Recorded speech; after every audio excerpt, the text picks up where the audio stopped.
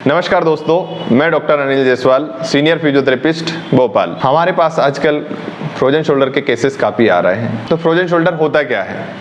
Frozen shoulder actually हमारा जो कंधा होता है, उस कंधे के अंदर एक कैप्सूल होता है। वो कैप्सूल टाइट हो जाता है, ठीक हो जाता है, उसके कारण हमारा कंधे के जो मूवमेंट है वो रिस्ट्रिक्टेड हो जाते हैं, जाम हो जाते हैं। उस स्टेज को हम फ्रोजन शोल्डर कहते हैं। अब फ्रोजन शोल्डर क्यों होता है?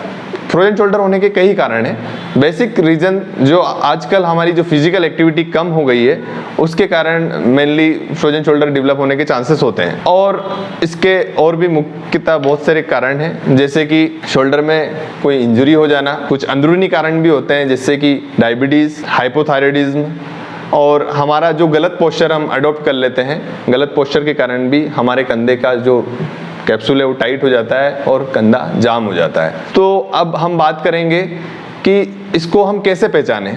तो सबसे पहले तो जो पेशेंट आते हैं कंप्लेंट लेके, वो उनका पर्टिकुलर एक्टिविटी जो है वो रिस्ट्रिक्टेड हो जाती है। मतलब पर्टिकुलर मूवमेंट, जो कंधे की जो मूवमेंट है वो रिस्ट्रिक्ट होने लगती है। अब रिस्ट्रिक्शन के साथ साथ उनको पेन भी होता है वहाँ पर। और बहुत ही देखा गया है कि जब इनिशियल स्टेज होती है जाम होने की, तो रात में डल एकिंग पेन, मतलब पेशेंट सो नहीं पाता है और उसको थोड़ा थोड़ा पेन बना रहता है। तो हम कैसे इसको टेस्ट करते हैं? तो जब भी हमारे पास पेशेंट आता है तो हम उसकी मूवमेंट करवा के देखते हैं। पहले तो पेशेंट से हम सेल्फ मूवमेंट करवाते हैं, जैसे कि हम सीधा हाथ उठवा के देखते हैं। पेशेंट को कंप्लेंट होने लगती है पेन की और स्टिफनेस की। ऐसे ही साइड में हम जब हाथ उठाएंगे तो भी उसको दर्द होगा और वो पेशेंट हाथ ऊपर नहीं उठा पाएगा। पीछे के मूवमेंट भी रिस्ट्रिक्टेड होता है, सबसे ज़्यादा पीछे वाला मूवमेंट रिस्ट्रिक्ट होता है। तो पेशेंट से करवाते हैं, फिर हम खुद करके देखते हैं। उसके मूवमेंट्स अगर नहीं हो पा रहा है, एक पर्टिकुलर रेंज के बाद कंधा जाम हो रहा है, तो हम चारों डायरेक्शन में उसका पीछे ले जाके साइड में और उठा के देखते हैं। और कंधा जाम अगर है और उसमें दर्द हो रहा है, तो उसका मतलब है कि वो फ्रोजन शोल्डर है। अब हम कुछ इसकी स्टेजेस होती है उसके बारे में भी चर्चा करेंगे। इसमें 3 स्टेज होती है। पहली स्टेज को हम फ्रीजिंग स्टेज बोलते हैं। इसमें स्वेलिंग होती है और इन्फ्लेमेशन होता है। पेशेंट को जब पेशेंट की ये पहली स्टेज होती है तो उसमें पेशेंट को मूवमेंट में दर्द होता है और उसमें काफ़ी ज़्यादा इन्फ्लेमेशन हो जाता है। दूसरी स्टेज जो होती है वो फ्रोजन स्टेज होती है। इसमें दर्द की इंटेंसिटी कम हो जाती है, लेकिन कंधा जाम हो जाता है, कंधे की मूवमेंट्स बहुत ज़्यादा रिस्ट्रिक्टेड हो जाते हैं। तीसरी जो स्टेज होती है वो होती है थ्रोइंग स्टेज। इस स्टेज में ये इसको हम रिकवरी स्टेज भी बोलते हैं। इसमें कंधे के मूवमेंट्स अपने आप ही ओपन होने लगते हैं। तो सबसे पहली जो स्टेज मैंने बताई, फ्रीजिंग स्टेज, वो 3 से 6 महीने तक का ड्यूरेशन उसका रहता है।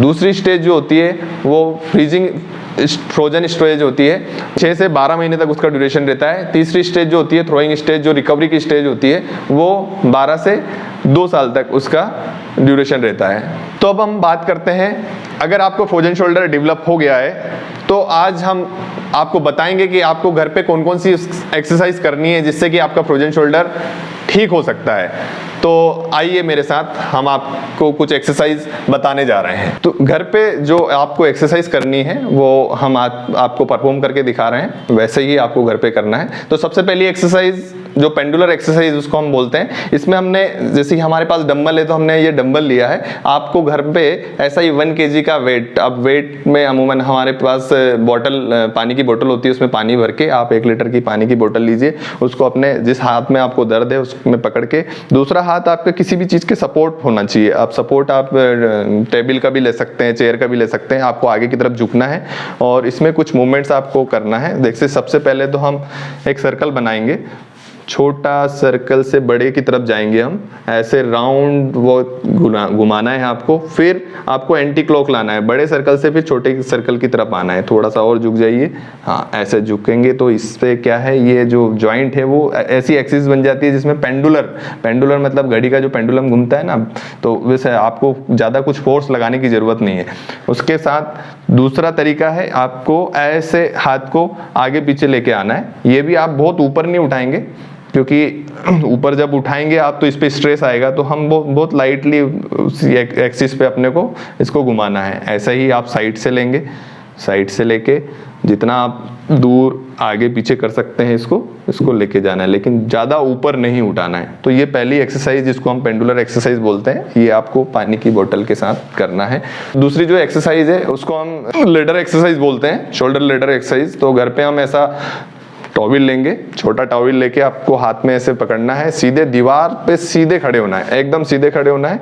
कोहनी सीधी रहेगी, इस कोहनी को सीधा रखते हुए आगे की तरफ इसको खिसकाएंगे, पैर को बढ़ाते जाएंगे, पैर को बढ़ाते जाएंगे जैसे जैसे हाँ ये अभी ये तो नॉर्मल है, तो इनको तो आप इजीली ये उठा पा रही है। लेकिन जब फ्रोजन शोल्डर होता है, शोल्डर स्टिफ होता है, तो ये बहुत इजीली उठता नहीं है। पर जितना आपसे उठाते बने आप ऐसे उठा के लेके जाएंगे, थोड़ा सा यहाँ होल्ड भी कर सकते हैं, फिर धीरे धीरे पीछे की तरफ आ जाएंगे।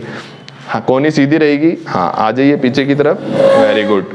तो इस एंगल तक आप लेके आएंगे। ऐसा आप 10 से 15 रिपीटिशंस इसके करेंगे, धीरे धीरे पीछे आएंगे, वेरी गुड, ठीक है। ऐसा ही दूसरा डायरेक्शन जो रहेगा वो आपका जो फेस रहेगा वो सामने की तरफ रहेगा, आपका हैंड जो रहेगा वो ऐसे रहेगा। क्योंकि इसमें क्या लोग गलती करते हैं, हाथ की पोजीशन ऐसे रख लेते हैं या फिर ऐसे रख लेते हैं। हमें 90 डिग्री के एंगल में रखना है ना, ताकि प्रॉपर एक्सिस बने।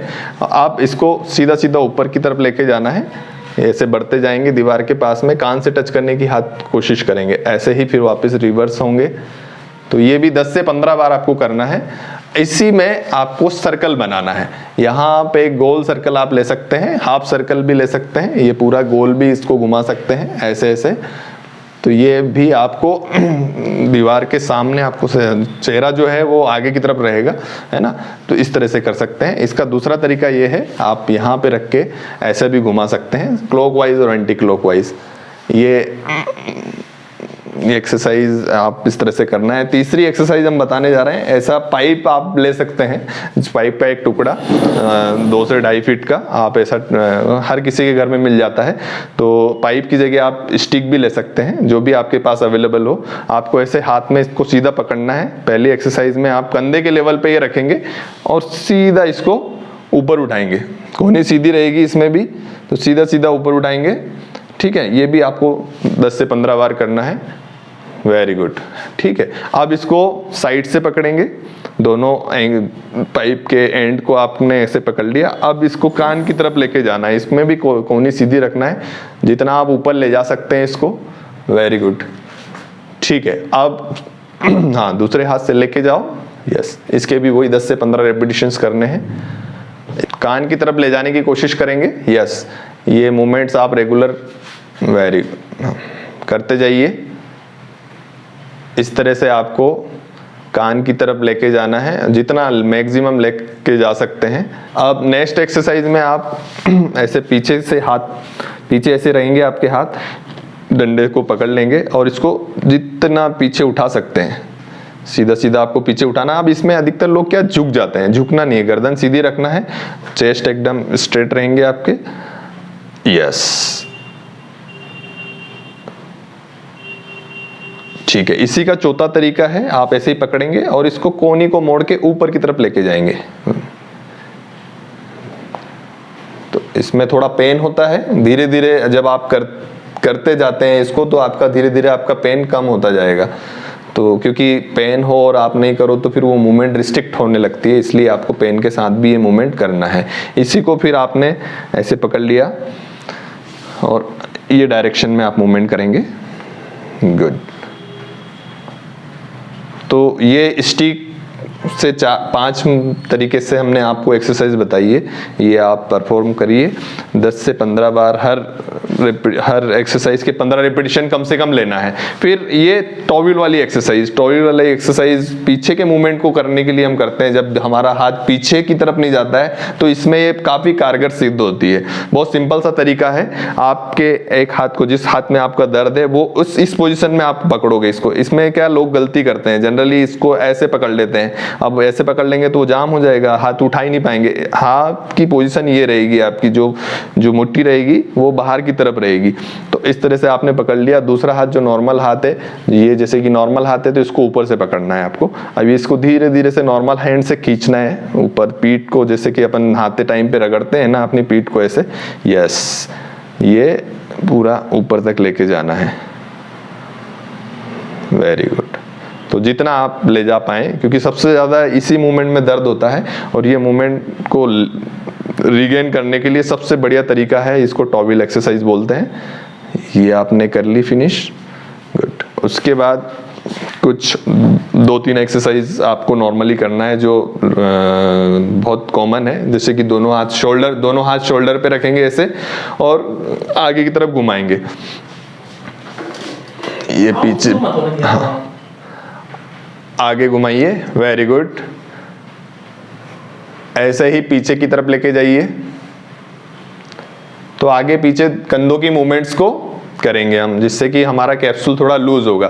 फिर हाथों को सर के पीछे रखिए, इसको ओपन करना है पूरा, हाँ आप सीधे रहिए, पूरा ओपन करना है, बाहर की तरफ लेके जाना है कोहनियों को, फिर मिलाना है, बाहर ले जाना है। इसमें आप इसको स्ट्रेच करके रोक भी सकते हैं, 1 2 3 4 5, फिर से लाइए, फिर से ले जाइए, 1 2 3 4 5। तो ये एक्सरसाइज बहुत ही कारगर एक्सरसाइज है कंधे के लिए, फ्रोजन शोल्डर के लिए। ये एक्सरसाइज मतलब एक वरदान की तरह काम करती है। तो अगर आपको कंधे का दर्द है, फ्रोजन शोल्डर है, तो आप ये एक्सरसाइज अपने घर पे करिए।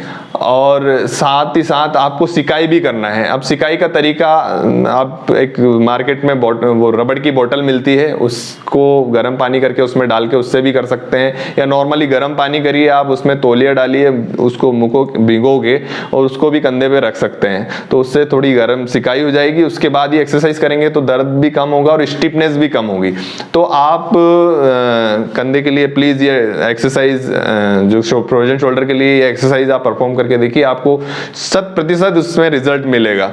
और उसके बाद भी अगर ठीक नहीं होता है तो आप फिजियोथेरेपिस्ट के पास आइए, और वो आपको काफ़ी कुछ हमारे पास ट्रीटमेंट है, उसका कुछ मॉडलिटीज़ हैं जो इन्फ्लामेशन और स्टिफनेस को कम करने के लिए हम करते हैं। यहाँ पे कुछ पर्टिकुलर मोबिलाइजेशन टेक्निक हम पेशेंट पे अप्लाई करते हैं, जिससे कि कंधे के जो टाइटनेस है वो लूज होगा। तो अगले वीडियो में हम आपको बताएंगे कि हम फिजियोथेरेपी सेंटर पे हम क्या क्या पेशेंट्स को एक्टिविटीज़ और क्या क्या मूवमेंट्स कराते हैं और कौन कौन सी मॉडलिटी का यूज़ करते हैं। आज के लिए इतना ही, थैंक यू।